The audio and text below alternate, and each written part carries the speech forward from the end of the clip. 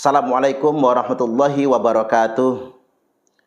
Tema kita pada kesempatan kali ini adalah merawat hak konstitusional dan tanggung jawab sosial dalam kehidupan plural. Ada hal menarik yang hendak saya komentari dan beberapa hal yang ditanyakan kepada saya terkait dengan peristiwa ada sejumlah orang yang mengatasnamakan komunitas muslim. Mereka menamakan dirinya Forum Masyarakat Muslim Parepare, melakukan aksi demonstrasi menolak kelanjutan pembangunan sekolah Kristen Gamalein. Dan berikut tanggapan saya sebagai orang muslim juga terhadap sekelompok orang yang mengatasnamakan komunitas muslim.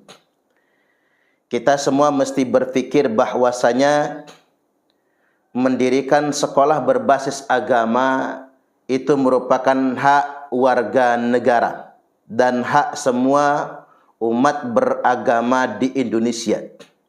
Ini semua dilindungi atas nama konstitusi. Undang-undang kita melindungi ini semua. Terlebih lagi memang menurut nilai-nilai budaya luhur hidup berbangsa dan bernegara kita, hal ini pun kita lindungi. Kita punya komitmen hidup berbangsa dan bernegara, yakni Bhinneka Tunggal Ika.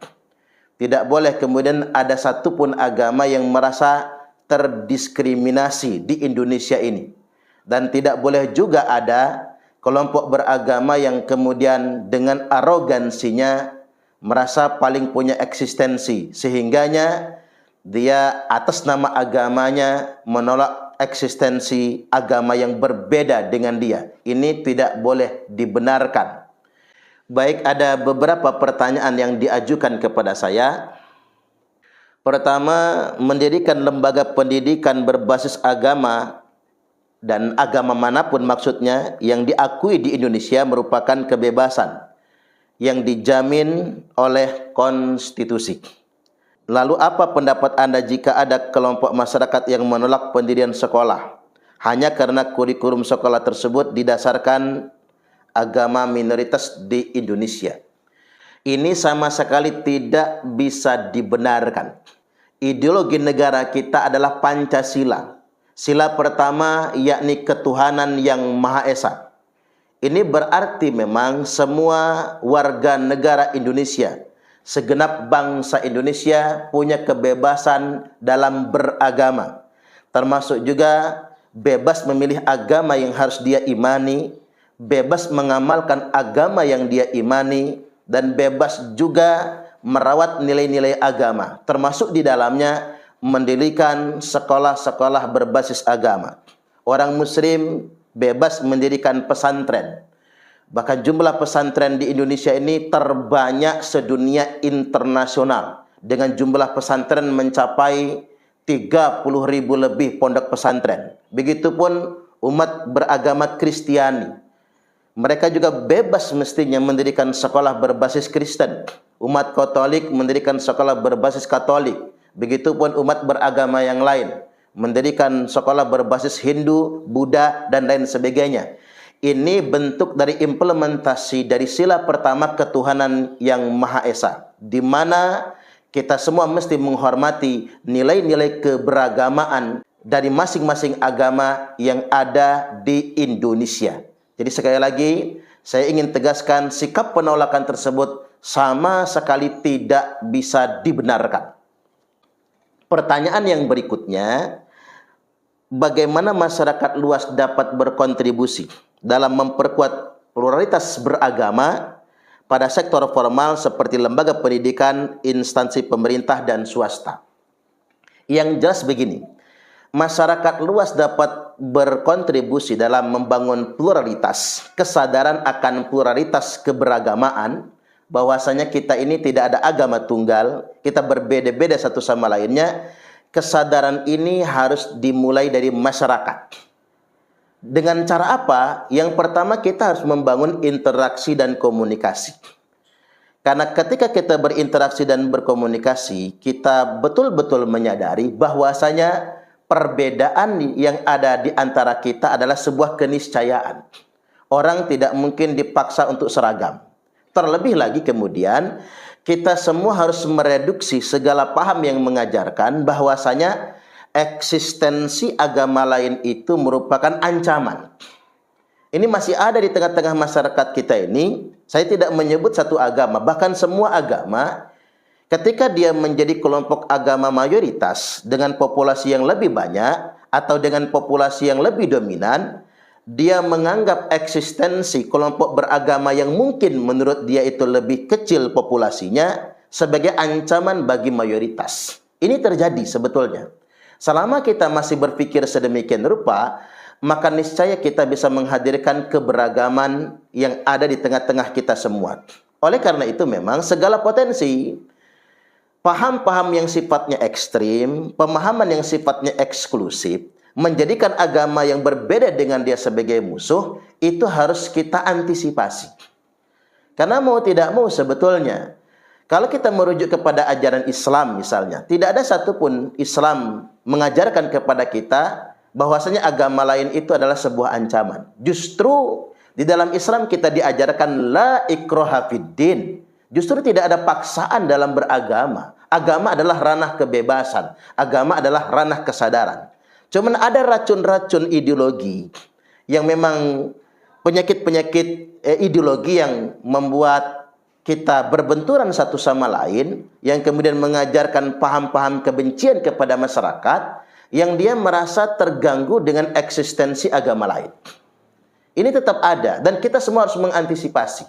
Itulah peran pemerintah, peran Majelis Ulama Indonesia, peran tokoh-tokoh agama, peran FKUB juga untuk membangun komunikasi antar agama. Bahwasanya kita bisa hidup berdampingan untuk sama-sama membangun bangsa dan negara kita. Nah, sebetulnya keberagaman dalam sektor formal itu sudah diakomodir di negeri kita. Buktinya misalnya sekolah-sekolah yang didirikan pemerintah menerima murid dari semua latar belakang agama. Di Indonesia kita sebetulnya sudah biasa hidup berdampingan. Dalam sektor formal sudah biasa bekerja sama dengan satu sama lainnya. Artinya memang sampai di sini tidak ada kendala.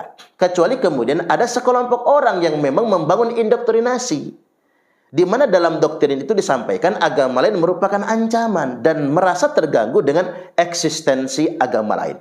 Saya menganggap fenomena ini adalah gejala kelompok sempalan yang memang dengan sengaja membangun tafsir kebencian di tengah-tengah masyarakat dan merekrut sejumlah orang untuk menolak apapun eksistensi di agama lain. Jadi begitu. Pertanyaan berikutnya, apakah kebebasan berekspresi di Indonesia, khususnya pada media sosial, sudah dalam jalur yang tepat atau sudah berada dalam jalur yang tepat dalam menjaga sensitivitas terhadap agama? Kebebasan ekspresi di media sosial kita harus apresiasi. Artinya memang masyarakat kita berkembang, kemudian masyarakat kita mengikuti perkembangan teknologi. Tetapi ini tetap harus diantisipasi. Kebebasan berekspresi juga harus dibarengi dengan rambu-rambu yang tepat. Karena tidak jarang kita menemukan di media sosial, terutama di grup-grup yang agak tertutup, misalnya di grup WhatsApp misalnya, masih ada saja orang-orang yang membagikan konten kebencian, membangun kecemburuan terhadap agama yang berbeda dengannya. Nah, ini kan mesti kita antisipasi. Kadang-kadang sebetulnya tafsir-tafsir kebencian itu malah muncul di media sosial dan dengan begitu cepatnya menyebar di media sosial yang lantas kemudian tidak terantisipasi. Saya berpikir sebetulnya pemerintah juga harus menegakkan regulasi yang tepat agar setiap memang narasi-narasi kebencian yang dibangun di media sosial bisa diantisipasi. Termasuk saya ambil contoh misalnya pengerahan sejumlah massa untuk melakukan tindakan aksi untuk menolak eksistensi kelompok beragama tertentu, justru sebetulnya tidak dimobilisir di majelis taklim, tidak dimobilisir di masjid, tapi justru sebetulnya dimobilisir melalui pesan-pesan WhatsApp, di grup-grup WhatsApp. Nah, ini harus dipantau sedemikian rupa. Harus ada pendekatan. Ini sebetulnya kan yang ramai itu cuma 1-2 orang. biasanya yang di grup WhatsApp tersebut. Tapi ini sangat provokatif sekali. Sedangkan yang lainnya tidak berani berkomentar. Nah, kira-kira ada tidak langkah-langkah yang bisa menyentuh orang-orang yang memang cenderung membangun provokasi di grup-grup WhatsApp dan lain sebagainya? Ini penting sekali. Di satu sisi kebebasan berekspresi harus dijaga, tapi di sisi lain ketika kebebasan berekspresi tersebut menyentuh wilayah kedamaian persaudaraan atau cenderung provokatif, negara bisa turun tangan langsung. Minimal penegak hukum punya payung hukum untuk menindaklanjutinya. Saya ambil contoh misalnya konten-konten ceramah yang diupload di kanal YouTube, yang dimana konten ceramah itu lebih cenderung ngajak perang, ngajak benturan secara fisik, asah golok. Seakan-akan dia sedang membangun sebuah kesombongan mayoritas, seakan-akan dia punya power di atas penegak hukum, seakan-akan dia punya kekuatan di atas negara. Nah, yang kayak gini ketika dibiarkan, ini bukan kebebasan berekspresi. Tapi ketika ini dibiarkan, masyarakat kita kemudian akan terbelah. Sebagian masyarakat akan berpikir, oh ternyata ini kelompok yang paling eksis. Oh ternyata ini kelompok yang paling kuat. Nah, ada masyarakat kita ini yang kemudian malah ikut-ikutan merasa terlindungi di kelompok yang eksistensinya lebih kuat. Ini kan ada kroco-kroco mumet yang dia sukanya ikut-ikutan, cari aman, dan mereka bernaung dan berpihak kemana angin bertiup. Nah, ada juga kemudian kelompok masyarakat yang lain berpikir, oh ternyata negara kalah dengan preman-preman berjubah. Negara ternyata kalah dengan kelompok-kelompok yang mengatasnamakan agama, tapi membangun arogansi yang sedemikian rupa. Nah, jangan sampai ini terjadi. Jadi, saya ingin sederhanakan, negara tidak boleh kalah dengan preman-preman berjubah agama, yang dia mengatasnamakan agama untuk membangun eksistensi, lalu menginjak eksistensi kelompok lainnya. Ini nggak boleh dibenarkan ini. Pertanyaan berikutnya, banyak kelompok masyarakat yang seolah berusaha menjaga kesakralan simbol agama mereka dengan menjatuhkan kesakralan simbol agama umat lainnya. Apa pesan Anda bagi kelompok yang seperti ini? Yang jelas sebetulnya, membangun keimanan atau eksistensi beragama dengan cara merendahkan agama lain, itu tanda-tanda orang yang lemah imannya. Mengapa saya katakan lemah imannya? Dia ingin mendapatkan pengakuan iman dengan cara menghina orang lain.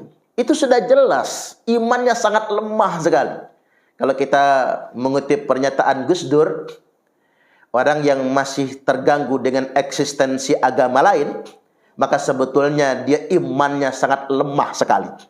Bahkan saya ingin katakan, orang yang beragama tapi dengan cara merendahkan agama lain, dengan cara menghina agama lain, itu adalah orang yang telah memanipulasi agama itu sendiri.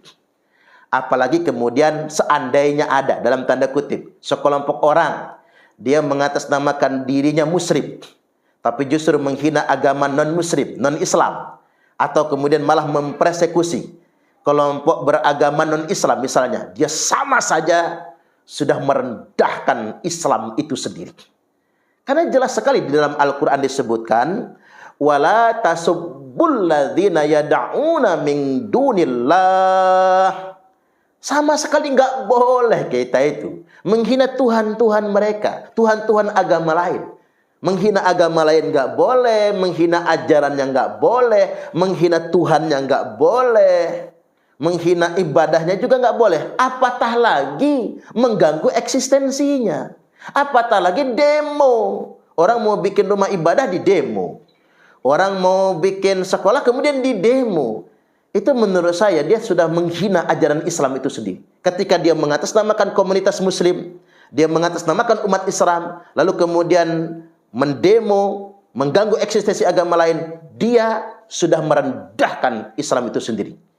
Kalau dalam bahasa sederhananya, mencoreng wajah Islam. Rasulullah sallallahu alaihi wasallam telah bersabda, innallaha jamilun yuhibbul jamal. Sesungguhnya Allah itu indah, dan Allah suka yang indah-indah. Ada seorang ulama yang berkata begini, Islam itu indah. Saking indahnya, setiap orang yang melihatnya akan terpikat dengannya. Tapi sayang, keindahan Islam hari ini mahjub. Apa itu mahjub? Tertutupi oleh kelakuan arogansi oknum sekelompok orang yang mengatasnamakan Islam. sehingganya Islam itu tampak sangar. Kalau kata petarung UFC terkenal Habib Nurmagomedov, orang tidak belajar Islam dengan mempelajari Al-Quran dan Sunnah. Bukan teks yang dilihat orang dari Islam, tapi orang akan melihat Islam itu dari kelakuan orang Islam. Ketika orang Islam itu berlaku indah, orang akan menangkap Islam adalah agama yang indah. Tapi ketika orang yang mengatasnamakan Islam itu arogan, maka mau tidak mau, jangan salahkan ketika orang berpandangan Islam itu arogan. Ini indah sekali. Saya bicara Islam karena saya Islam, karena saya Muslim. Saya tidak bicara tentang agama lain karena saya takut salah mengutipnya nanti. Tapi yang jelas, siapapun orangnya, terutama kelompok beragama mayoritas, agama apapun Anda, ketika Anda hadir di tengah-tengah masyarakat atau lingkungan tertentu di mana Anda ada di kelompok agama mayoritas, mestinya ngayomi melindungi kelompok agama minoritas. Bukan justru sebaliknya, menjadikan kelompok agama minoritas sebagai sebuah ancaman dan mengganggu eksistensi mereka. Nggak boleh itu. Ini bertentangan dengan sejatinya ajaran agama itu sendiri. Agama manapun tentunya. Baik, kita masuk ke pertanyaan berikutnya. Apa harapan Anda agar kelompok atau lembaga berbasis agama di Indonesia bisa memahami pluralitas dalam kehidupan beragama agar sesuai dengan prinsip Bhinneka Tunggal Ika? Memahami pluralitas. Memang kita harus meningkatkan interaksi antar tokoh agama. Karena dialog ngobrol bersama, misalnya antara tokoh agama Islam, Katolik, Kristen, Hindu, Buddha, Konghucu, itu mesti dilakukan. Ngopi bareng, ramah tamah, tidak perlu berdiskusi. Karena diskusi itu kudu mikir, berat kalau mikir itu. Jadi kudu mikir, cukup ngopi bareng saja, ngopi bareng, ngobrol bareng. Nanti kita akan terbuka. Pikiran kita akan terbuka dengan sendirinya. Oh, walaupun dia pendeta, dia hangat dengan saya. Oh, walaupun dia ustadz, kita beda agama, kita saling tolong satu sama lainnya. Adakan aksi sosial bersama, membantu umat Kristiani yang kesusahan, membantu umat Muslim yang kesusahan, saling bermitra satu sama lainnya. Agama nggak mungkin sama, karena agama itu ditakdirkan Tuhan berbeda. Makanya di Al-Quran disebutkan, kalau bicara tentang agama, lakum dinukum waliyadin. Untuk Anda agama Anda, untuk saya agama saya. Artinya memang agama itu ditakdirkan berbeda. Jadi salah kalau ada yang mengatakan agama itu sama. Agama memang ditakdirkan berbeda. Karena agama itu berbeda, maka kalimatnya lakum dinukum waliyadin. Masing-masing baik, masing-masing saja.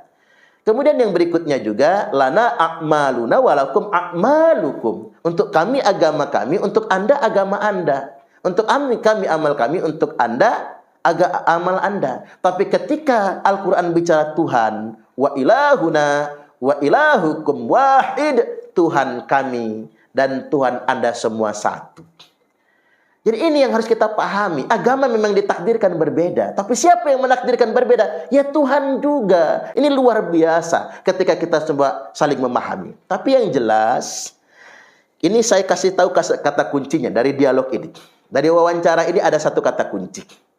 Kita ini negara adalah negara hukum. Nah, hukum itu yang membuat regulasinya adalah anggota DPR dan pemerintah. Artinya yang mengeksekusinya adalah eksekutif. Hari ini jangan sampai ada pembiaran orang-orang mengatasnamakan kelompok masyarakat tertentu untuk menolak pembangunan rumah ibadah agama lain misalnya, atau untuk menolak sekolah berbasis agama dari agama tertentu misalnya. Nah, siapa yang harus turun langsung di sini? Ya pemerintah yang harus turun langsung. Negara kita negara hukum. Eksekutornya adalah pemerintah. Terkait dengan penolakan di Parepare, Sulawesi Selatan, yang harus turun siapa? Ya gubernur harus turun. Bupati wali kota ya harus turun. Mereka lah bapak kita, mereka lah orang tua kita. Turun ke lapangan, dialog langsung sama masyarakat. Kumpulkan tokoh-tokoh agama, libatkan penegak hukum, libatkan kepolisian untuk mapping ini semua. Termasuk juga kalau ada yang melanggar hukum, tegakkan hukum. Jangan biarkan orang main hakim sendiri. Libatkan aparat TNI di unsur bintara pembina desa atau kelurahan, libatkan tokoh-tokoh agama, bangun dialog. Tapi eksekusinya ada di pemerintah. Loh, mengapa saya katakan eksekusinya ada di pemerintah? Karena yang punya duit itu pemerintah, gubernur yang punya duit, wali kota yang punya duit itu. Ayo lakukan serangkaian program, turun ke lapangan. Kalau gubernur turun ke lapangan, wali kota turun ke lapangan, libatkan semua tokoh-tokoh agama, keluarkan sejumlah uang untuk ngopi bersama, danai juga penegak hukum kalau ada yang melanggar hukum, selesai masalah itu. Kita bisa hidup damai di negeri kita, berbineka tunggal ika ini. Tapi akan jadi masalah di persoalan kalau negara cuek. Para eksekutif malah nyumput semua, membiarkan masyarakat berkonflik sendiri. Ada juga sih kepala-kepala daerah itu, mohon maaf betul, kepala-kepala daerah yang cenderung begini, cuci tangan. Dia takut nanti pilkada nggak terpilih lagi. Akhirnya kemudian dia seolah-olah lari dari masalah karena tidak mau kehilangan pemilih dari kelompok mayoritas misalnya. Nggak bisa begitu bro, nggak bisa. Anda kalau ingin jadi wali kota, jadi bupati, jadi gubernur, Anda harus bertanggung jawab. Anda bukan cuma milik satu kelompok agama, Anda milik masyarakat. Yakin, percayalah, yang cara beragamanya sempit dan destruktif itu cuman minoritas. Cuman karena mereka vokal seperti banyak jumlahnya. Ya, sekali lagi saya ingin usulkan kepada pemerintah, mulai dari Pak Presiden, Menteri Dalam Negeri, Menteri Agama, kepala-kepala daerah yang ada di Indonesia, masalah ini akan selesai kalau tidak dibiarkan berlarut-larut. Dengan cara apa? Pemerintah wajib turun ke lapangan. Turun ke lapangan, dialog bersama masyarakat, jangan pernah takut kehilangan pemilih atau berpengaruh pada elektabilitasnya jelang pilkada. Jangan pernah takut. Karena mengapa? Yakinlah, ketika benar apa yang Anda lakukan, Allah akan tolong. Masyarakat mayoritas bangsa Indonesia sudah menghargai Bhinneka Tunggal Ika, yakin akan mendukung semua pemimpin yang mengayomi masyarakatnya. Baik, demikian pendapat saya pada kesempatan kali ini. Sekali lagi, terhadap peristiwa penolakan atau demonstrasi sejumlah orang yang mengatasnamakan masyarakat muslim di Parepare, Sulawesi Selatan, yang demikian sama sekali bukan representatif Islam.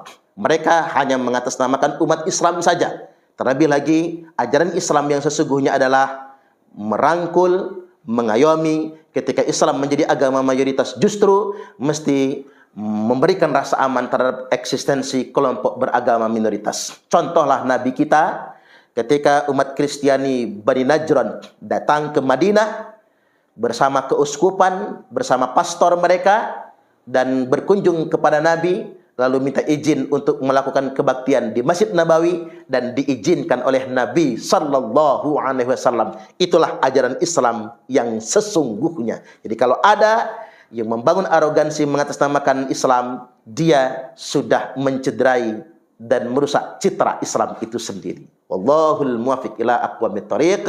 Wassalamualaikum warahmatullahi wabarakatuh.